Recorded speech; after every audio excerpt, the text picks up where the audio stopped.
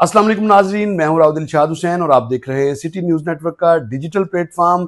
Floods की सूरत हाल है और फ्लड्स की सूरत हाल के हवाले से आपको ये बताएं कि पंजाब में 39 साल के बाद एक बड़ा जो सैलाबी रेले मुख्तलिफ दरियाओं में और बैक वक्त शायद ये भी पंजाब की तारीख में पहली मरतबा हुआ है कि पूरे पंजाब के दरियाओं में जो फ्लड्स की सूरत हाल है। आमतौर पर तीन दरिया जो है वो तीन दरिया जो नीचे हैं जिनमें ब्यास, सतलुज और रावी, इनमें निस्बतन कम पानी जो वो आता था, जबकि ऊपर चिनाब, झेलम और दीगर दरियाओं में ज़्यादा सूरत हाल तुगयानी का बायस बनती थी। लेकिन इस मरतबा सब कुछ डूबा है। ऐसा क्यों हुआ, इसके लिए गवर्नमेंट कर क्या रही है? मौजूद है सूबाई वज़ीर इत्तलात व सकाफत अज़मा बुखारी, इनसे बात भी करते हैं।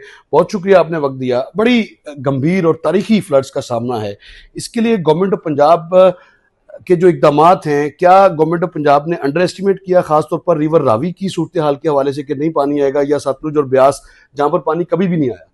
बहुत शुक्रिया।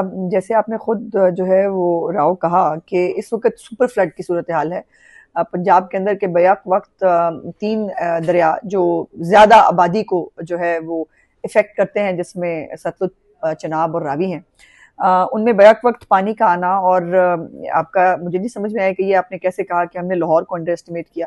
अगर अंडर एस्टिमेट किया होता तो इस वक्त लाहौर डूबा हुआ होता, और लाहौर के अंदर जो खास तौर पर शादरा जो बिल्कुल शुरू है, बिल्कुल बेड के ऊपर है, वो ही ना बचता। सो अल्लाह का शुक्र है कि ये प्रिपेयरनेस थी और हमें मालूम था कि तैयारी का वो जो है वो पूरी अरेंजमेंट्स मौजूद थे कि जिसके अंदर 2,21,000 तक का पानी जो है वो आने के बावजूद बगैर किसी ब्रीच के उस पानी का गुजर जाना, और शादरा जैसा 10 लाख से ज्यादा आबादी का इलाका जो है उसका सेफ रहना, ये यकीनन जो है वो तैयारी की वजह से ही था। सब कुछ डूब गया था और जो है उस वक्त जो 88 वाले हालात थे उसमें कुछ भी नहीं बचा था।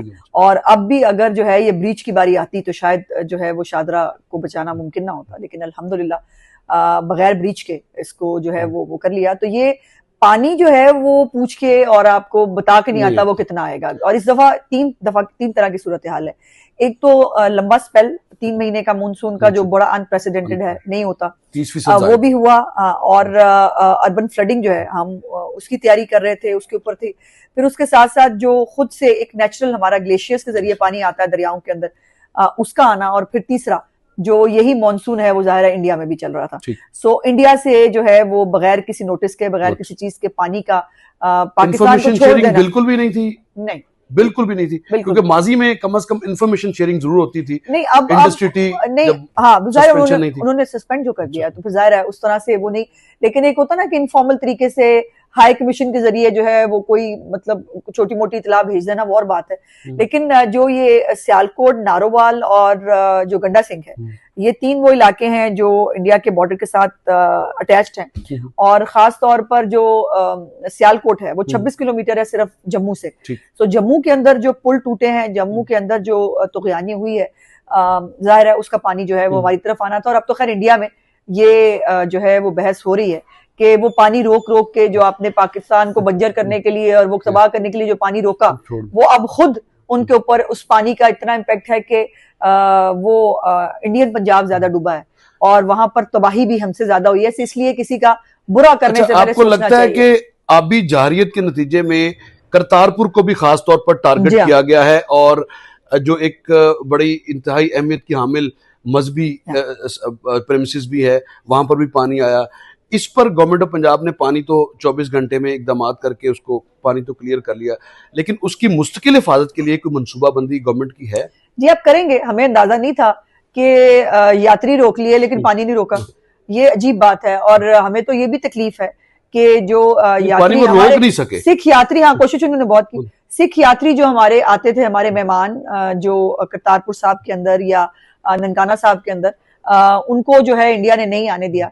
लेकिन यह है कि उनकी जो इबादतगाह है यहाँ वो उतनी ही मुकद्दस है जितनी बाकी मज़ाहिब की मुकद्दस जो है वो इबादतगाहें होती हैं। और पंजाब के अंदर तो खास तौर पर इसमें चीफ मिनिस्टर साहब का बहुत क्लियर विजन है कि कोई भी इबादतगाह है वो क्रिश्चियंस की है, वो हिंदुओं की है, पारसियों की है, सिखों की है, मसाजिद है, इमाम बारगाह है, सबका एहतराम जो है वो किया जाएगा और किया जाना चाहिए। सो इसलिए ये इंडिया ने जो सिखों के साथ किया है, इसका जवाब मुझे लगता है कि हमने तो खैर अल्लाह का शुक्र है कि एक और साजिश जो इंडिया की तरफ से हमें भेजी गई थी उसको नाकाम बना दिया, लेकिन जो इसने किया है मुझे लगता है कि उसका जवाब हमारे जो इंडियन सिख हैं वो उसको जरूर देंगे। और मुझे बहुत खुशी आई बताते हुए आपको लगता है जो across the border chief minister साहिबा के लिए अप्रिसिएशन मैसेजेस आ रहे हैं, सोशल मीडिया के ऊपर लोग खुद वीडियोस रिकॉर्ड करके भेज रहे हैं, उनका चैनल्स जो है वो रिपोर्ट कर रहे हैं, वो चीफ मिनिस्टर का शुक्रिया अदा कर रहे हैं।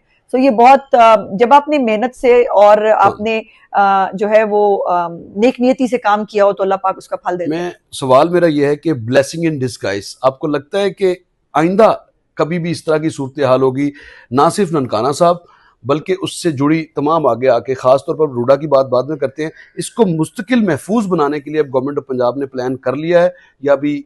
देखिए ये बहुत बड़ा प्लान होगा। अब हमें मैं समझती हूँ सिर्फ पंजाब को नहीं, फेडरल भी और तमाम सूबों को भी, जो क्लाइमेट चेंज का एक नया चैलेंज है ना हमें, और पाकिस्तान गालिबन उन चंद मुल्कों में से है जिसको क्लाइमेट चेंज ज्यादा बुरी तरह इफेक्ट कर रहा है। तो अब हमें तमाम जो पॉलिसियां हैं वो इस क्लाइमेट चेंज के साथ बनानी पड़ेंगी। उसके अंदर आप नए डैम्स बनाने हैं, नए रेजरवायर्स बनाने हैं, उसके अंदर आपने जो आबादियां हैं बार बार जो है वो उन्हीं आबादियों को जो है वो ब्रीच करके उनको जो है वो नुकसान होता है। इसके लिए एक लॉन्ग टर्म, शॉर्ट टाइम, दो तरह की पॉलिसीज जो है बनानी पड़ेंगी।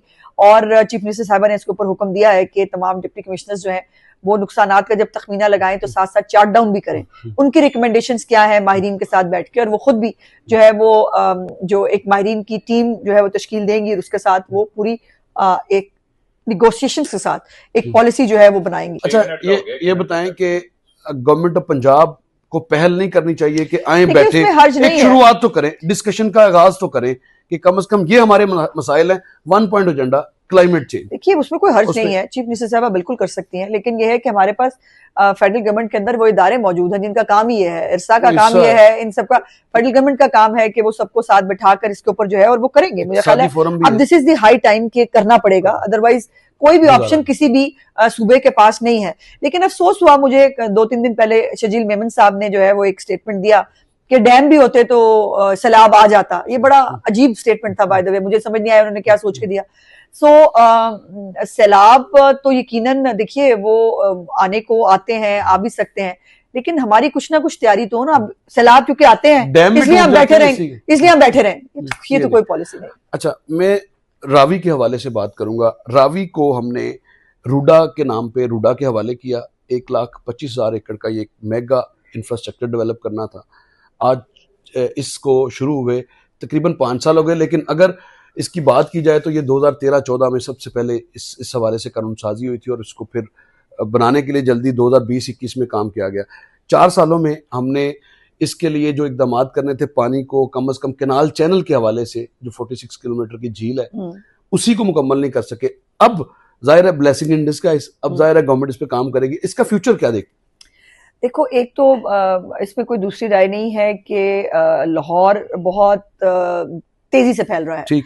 और एक लाहौर अब आपको कसूर के साथ मिला हुआ लगता है, एक का जो है उखाड़ा के साथ मिल रहा है, शेखुपुरा तो वैसे लाहौर का हिस्सा लगने लगा है के साथ। सो ये अब लाहौर को जो पुराने लाहौर है, अब देखिए ना जो हमारा अंदरून लाहौर है उसके मसाइल अब आप उसको चेंज नहीं कर सकते। अब वो जो इंफ्रास्ट्रक्चर बना हुआ है जो उसके अंदर आप कोशिश करते रहते हैं, और इस दफा भी चीफ मिनिस्टर साहब का लाहौर प्रोजेक्ट जो प्रोग्राम है उसके अंदर हम जो है वो लहर भी साथ में इसको वो ठीक उसी मामलात को वही रखते, लेकिन अब आपको अगर नया जो है डेवलपमेंट करनी है तो उसको नए हालात के मुताबिक एक नया इंफ्रास्ट्रक्चर, एक नए मॉडर्न टेक्निक्स के ऊपर डेवलप करना है, जो रूडा का प्लान चीफ मिनिस्टर साहिबा का है। अब इसके ऊपर जो भी कोई गैर कानूनी तामीरात हैं उसके ऊपर जीरो टॉलरेंस है। एक तो हमारे दौरे हुकूमत में कोई एनओसी किसी भी हाउसिंग सोसाइटी को नहीं दिया गया है, ये बात क्लियर है। इसको जो है वो जरूर मैं चाहती थी कि मीडिया अपनी तस्दीक कर ले। दूसरी बात यह है कि इसके ऊपर जैसे मैंने कहा कि अब ये नए हालात के मुताबिक हर तरह की पॉलिसी बनेगी। रूडा को भी देखेंगे कि इसके ऊपर कौन से काम जो अर्जेंटली करने वाले हैं। सीईओ रूडा की जो एक थी ना कि इसको सिर्फ नेचुरली रखते हैं सिंगापुर की तर्ज पे, यहाँ पे सूरत थोड़ी सी मुख्तलिफ है। यहाँ पर पानी 2 लाख की बजाय 3 लाख भी छोड़ा जा सकता है, तो आपका 3 लाख पानी आता है तो आपका बना बनाया इंफ्रास्ट्रक्चर उसी हिसाब से आपको 5 लाख कम से कम किसी के हिसाब से इसको प्लान करना होगा। प्लस चूंकि 88 में 5 लाख प्लस आया था। सो हमें ये जो है इस अब मैंने जैसे कहा कि नए डायनामिक्स के हवाले से हर तरह की नई डिस्कशंस, नई प्लानिंग जो है वो होगी, पंजाब गवर्नमेंट करेगी। और जो ये रिवर बेड हैं, इनको जो इस पे गैर कानूनी तामीरात हैं, उनको खाली कैसे करना है, उनके ऊपर जो है वो जो लोग मौजूद हैं उनको कैसे बसाना है, ये एक बहुत अपहिल टास्क होगा, लेकिन इसको करना तो रिवर के गिर्द 150 अरब रुपया आपकी चीफ मिनिस्टर सेक्रेटेरिएट से जारी होने वाली खबर थी कि 150 अरब रुपया खर्च करने जा रहे हैं। कम से कम इसकी वॉल्स दोनों साइड पे बनाते हैं ताकि कम से कम आइंदा जब भी सूरत हाल हो तो मैंने कहा ना बहुत सारे इनिशिएटिव्स हैं। एक साल में होगी आपके ख्याल में? करनी पड़ेगी, हमारे पास ऑप्शन नहीं, ऑप्शन अच्छा, हाउसिंग सोसाइटी बन गई, नुकसान हो गया, उस जो लोगों का, आम आदमी का नुकसान हुआ है, उसको पूरा करवाने के लिए गवर्नमेंट ऑफ पंजाब पूरी तरह से बासर शख्सियात और बासर हाउसिंग सोसाइटी मालकान पर दबाव डालेगी? नहीं, मैंने उनको पाबंद करेगी? मैंने फिर वही गुजारिश, उसने तो अनाउंस कर दिया है कि हम, मैं वही गुजारिश कर रही हूँ कि जाहिर है एक बड़ा शॉर्ट टर्म लॉन्ग टर्म दोनों एक फ्रेमवर्क बनेगा। उस फ्रेमवर्क के अंदर जो है वो हर तरह की डिस्कशन भी होगी, हर तरह के मामलात, इक़दाम उठाए जाएंगे, और अभी प्री मैच्योर होगा कि वो क्या होगा, क्योंकि अभी हम सैलाब से लड़े हैं। अभी सैलाब जो है वो 4 सितंबर तक कम से कम पंजाब के अंदर मौजूद है, और उसके बाद रिहेबिलिटेशन का एक बहुत बड़ा, मैं ये कह रहा हूँ कि चीफ मिनिस्टर पंजाब जहां भी जाती है वो कहती है आपके जानवरों का नुकसान हो, फसलों का नुकसान हो या माली नुकसान हो, वो हम पूरा करेंगे। जानी नुकसान तो ऑब्वियसली पूरा हो नहीं सकता। हाउसिंग सोसाइटीज के मालकान, जो मालकान हैं, इनको गवर्नमेंट ऑफ पंजाब पाबंद करेगी। फिर यही कहा आप भाई, मतलब मुझसे ये चीफ मिनिस्टर के मुंह से आएगा ना, जब ये एक प्लान के जरिए आएगा तो ज्यादा बेहतर होगा। अच्छा। आप फिर वही सवाल दोबारा पूछ रहे हो, मैं फिर वही कह रही हूँ कि इसके ऊपर एक फ्रेमवर्क बनेगा, क्योंकि लोग देख रहे हैं आपकी तरफ। हाँ, और क्या आप ये दिलवा सकते हैं? फ्रेमवर्क के अंदर जो है वो सरकारी महकमों ने क्या काम करना है, प्राइवेट जो है उनके से क्या काम लेना है, क्या करना है, ये इसका फैसला जो है वक्त आने पे इंशाल्लाह जरूर होगा। रूडा कितने अरसे में मुकम्मल होने जा रहा है? जल्दी करना चाहिए। मैं तो अब इन हालात के मुताबिक तो मैं कहती हूँ कि बहुत जल्दी होना चाहिए। 30 साल का प्लान कर रखा है।